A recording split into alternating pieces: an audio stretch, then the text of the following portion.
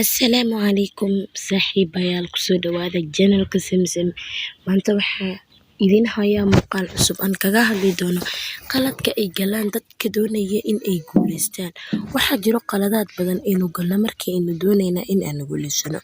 Qaladaadkaas ayaa hor istaagi kara guusheena. Qaladaadkaas ayaa sameyn kara inaynu dib u dhacno. Qaladaadkaas ayaa nagu liidhigarayn karaa xilliga aanu qabsanay in aanu guuleysano, in aan dib ooga dhacno oo aan dib u yara durugno sababtoo ah ama aanu fashilano. Qaladaadkaas ayaan ka hadli doonaa 4 qalad oo ka mid ah qaladaadkaas. Waxaan rajeynayaa haddii aad aragto in aad dib ooga laaban doonto. 4taas qalad ayaa lambarka koowaad waxaa ka ah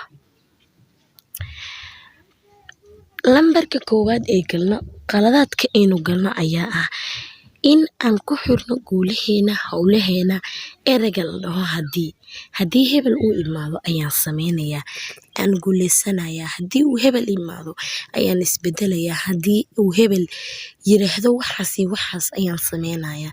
Haddii aan lacag helo ayaan waxaas sameynayaa. Haddii aan saa noqdo ayaan saa yeelayaa.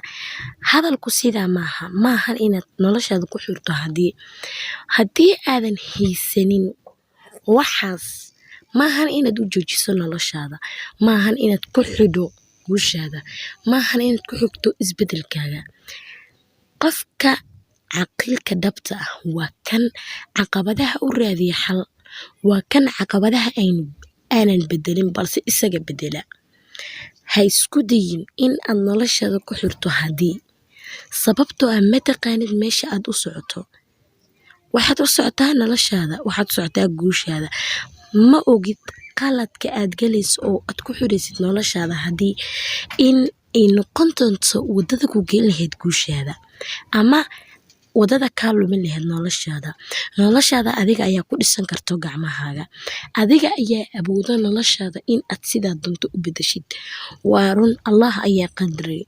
Qadartan xagga Allah ayay ka imaadaa, balse waxaad ogaataa ficilka inay ka imaado adoonka.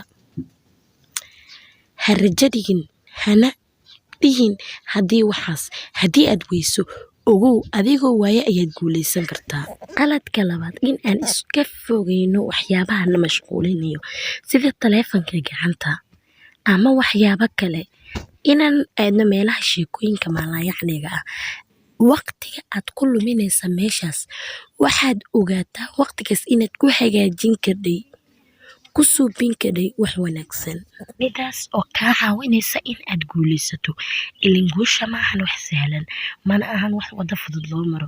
Wadada guusha ayaa ah waa wado dheer, sahayda lagu marana ay tahay dulqaad iyo samir iyo adkaysi iyo inaad is aaminto oo kaliya ayaa lagu gaaraa. Saaxiibayaal meel walbaad joogtaan guuleysta. Waxaan idin rajeynayaa kheyr, waadna mahadsantihiin.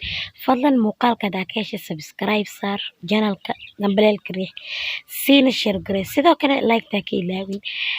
2 qodob kale waxaan kaga hadli doonaa muuqaalka soo socdo, waadna ku mahadsantihiin sababtoo waxaan ugu dheeraanayaa muuqaalkan. Thanks meel walbaad joogtaan, guul ayaan idin rajeynayaa.